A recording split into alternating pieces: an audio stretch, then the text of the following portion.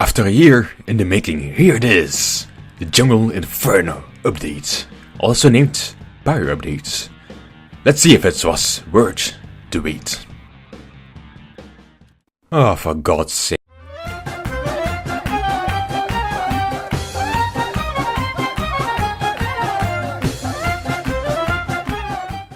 Hello ladies and gentlemen, my name is Tweetender, and today, well, I think it's pretty obvious what I'm going to talk about. I'm going to, of course, talk about the Jungle Inferno update. Yeah, that's the name. Also, sometimes named Pyro update. I'm going to talk about the six new maps, the new campaign with the new system and the new rewards that come with the new system. New weapons. Oh yes, there are new weapons. Let's go over the maps first. Why exactly? Well, as someone that has made maps in the past, I always like to see what people come up with. The first one being a new official map made by Valve themselves, which is called Mercenary Park. This is a 3 control point map and is sort of an attack defense with 3 control points in the style of a theme park. In some way, it kind of reminds me of Jurassic Park a little bit. There's a little area above the first control point which I really like. I'm probably going to spend a lot of time up there, I think, playing as a soldier, getting the high ground. The map looks really cool. There's a lot of attention to details. For instance, at your spawn you get like a little Yeti that stands there, right, and the prices of the park. I love tiny little details like that. So they did a good job on decorating the map. How it plays, it's sort of neutral, I think. It doesn't really play all that well. It plays pretty okay. It also crocodiles on the first control point, which I thought was interesting, and they actually do move around.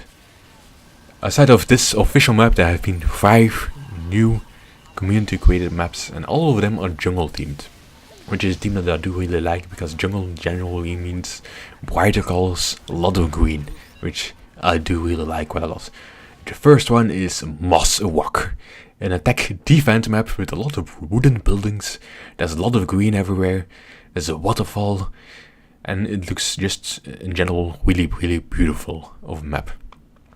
Next up is King of the Hill Lazarus.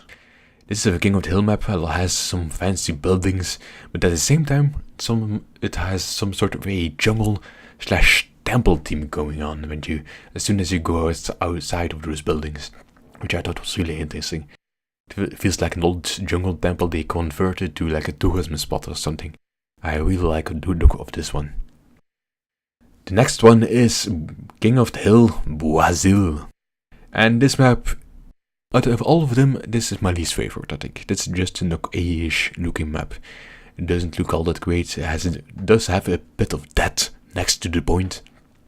And the way that the symmetry on this map works is a little bit different. It doesn't work like a regular King of the Hill map, like a King of the Hill Viaduct, for instance, or my King of the Hill map, King of the Hill Box Corp. It sort of works like King of the Hill Probed, where it's like symmetrical in a corner. You can clearly tell if you stand on the control points and you look at the map. You can clearly see that it's sort of a corner. I personally don't really like that kind of style. This is probably my least favorite map. It's still an okay map, but that's about it. Next map is Enclosure. This is a payload map. As the name applies, I thought this was going to be very enclosed. I was really scared of this map, that it was going to be very enclosed, but it's actually alright. For the most part, it's not very enclosed.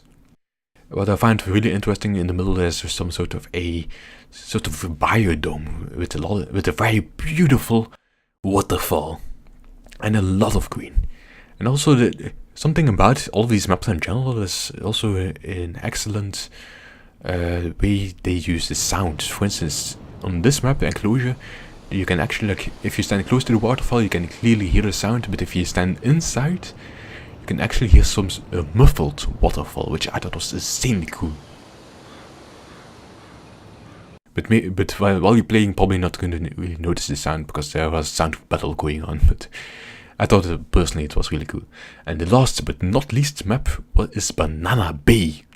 This is a payload race map with a train track in the middle. I thought it was really cool that it was like train riding. It also has a beach theme, which I think this is the first map that is added to the official pool of maps that has a beach theme, I think. I'm not sure if there are other ones. I know there are custom ones, but unofficial one.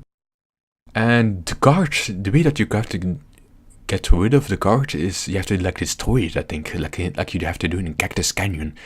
And overall, this is just a absolutely beautiful map. Especially for a game that is this old, this is a map that looks absolutely great. So excellent job to the map makers. To all of these maps, they have done a marvelous job. Maps look absolutely fantastic. So, those were the maps. Now for something else. There have been 7 new towns being added, some of which look actually pretty good. I think my favorite one so far is probably the Banjo town for the engineer. And they have also added a new campaign, which works a bit different than what the previous campaigns have been. Now, to explain the contracts, we'll go to Treetender, who is live in the game, to explain how this works. Hello, Treetender. Well, thank you, Treetender. Well, first off, I have to say, there are contracts that you can complete completely for free. Those are the Pyroland ones, I believe. I believe those are the ones you can complete them for free. And in return for completing them, you will get the new items that have been added, the new weapons for the Pyro and the one for the Heavy. But to get access to the other ones, to the Mercenary Park ones here on the left, to other 107, you will have to buy one of those campaign passes, which you can find in the shop, of course. This Jungle Inferno campaign pass, for me, in my case, it's about €5. After you buy this one, you have to go to your inventory and you have to redeem it, and then you get access to all of the contracts. And the way that these contracts work is a bit different, as in you can now sort of choose which one you want to complete. Now you do have to start here off here at the middle and then move over to the ones it's connected to. So you start off with this one, for instance, which I have already completed, and if I want to, I can actually do it again, which is a sort of a new system. Well, this whole thing is a new system. It sort of looks a little bit complicated at first, but once you get the hang of it, it's pretty easy actually. It just takes some time to choose which ones you want to complete next. So I have completed this one. If I choose, I can move over to this one, the defense one, and I can get specific rewards for this one. For this one, for instance, I get these war paints, which are paints. They can paint your weapon. They can give it a different color. Or I can, for instance, choose for this one, which will give me blood money in return. Blood money is a new currency that you can use to redeem things in the gift shop. And you find that here on the left in the second step. Here you get the sort of gift shop. And here you can buy different things, the ones that you want. So all in all, it's a very different system than it used to be. It used to be just a random contracts, and in return you get a random weapon. Here you can actually, here you get way more control over what you get. It's a bit more complicated, but you get a lot for it in return. And as I said, these Pyroland ones, I believe are free. I'm not sure actually. And these ones, you can see the little box icon below the name of the missions. That means that you get a weapon. Also, one last thing, to get access to the contracts next to the one you've completed, to unlock new ones, you have to complete these bonus objectives. The bonus objectives will gain you stars. It's with these stars that you will unlock the new missions, the new contracts. So that's about it in a nutshell. Back to you, Treetender. Thank you, Treetender, for explaining this to us. Now, let's move over to the new weapons that have been added to the game, which are the first new weapons in a very long time, I believe. But first, the flamethrower. Why the flamethrower exactly? What am I going to say about the flamethrower? The flamethrower has been overhauled. It's now way more consistent. You can now see the flames better and where the flames end, and the afterburn damage has been altered. the way that Afterburn now works, the longer that somebody has been hit by a flamethrower, the longer they are going to be on fire. So now you can no longer set somebody on fire real quick and they will burn for the next like 10 to 15 seconds. No, that no longer works. Now it's dependent how long you have been hitting them with the flames. The longer that you have been hitting them, the longer they will be on fire. In addition to that, the air blast also now works differently. It works better. It's more reliable. Now the air blast will actually launch projectiles again where they came from, and not just any random direction, because it hasn't all been that reliable. What was I going to talk about again? Oh yes, right, the new weapons. The first weapon is the Dragon's Fury, a single shot flamethrower. A flamethrower that actually fires a ball of fire at the enemy, which I've seen it used against me, and it's absolutely terrifying. What is also really terrifying is a new secondary for the pyro, which, I kid you not, is a fucking jetpack. It's called the Thermal Thruster. It's a jetpack. It does what you expect a jetpack to do. It allows the pyro to fly up in the air or launch himself forward. It's just crazy. I've seen pyros use this. I've used it myself. I didn't really get the hang of it, but it's just does what you expect it to do, I guess, for a jetpack, but why it's T-Fortress 2, well, God knows.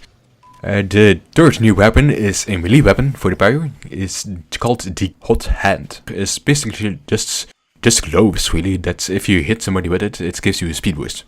That's about it. It doesn't really do all that much special.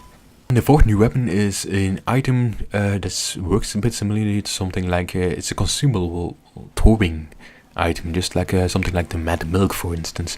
It's something that you throw. It's the gas buzzer, it's called, and it emits, as soon as you throw it, it throws basically a gas cloud at somebody, and if they get hit by it, and they will now get a debuff on them, and as soon as they receive damage, they will be lighting on fire.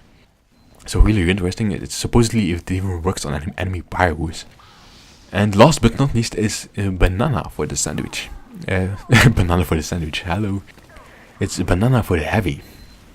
It's weaker than the sandwich, but basically has a shorter cooldown. I think I might actually use this over the sandwich, because there were a lot of situations where I healed myself fully with the sandwich, but I only needed about 100 health or so. So this item might be better to use. It heals less, but has a shorter cooldown, basically. The other changes are that in this update is that you can group up with friends for casual, and that you can now browse while you're waiting to get a match. So neat little changes. Now there are a lot of other changes to existing weapons and such, but I'm not going to discuss that right now. I see that my video is already getting really long. If you really want to know, go to the patch notes, it's all in there. They even explain why they changed some things. If you really want to hear me talk about the weapon changes, say so in the comments. I might make a follow-up video then. And for seeing the new pyro weapons in action, expect a video maybe later on in the future, maybe I'll even live commentary when I get them. So maybe subscribe to know when they're live. So that's about it for this video. Thank you for watching. Go ahead and enjoy the update, and take care, folks.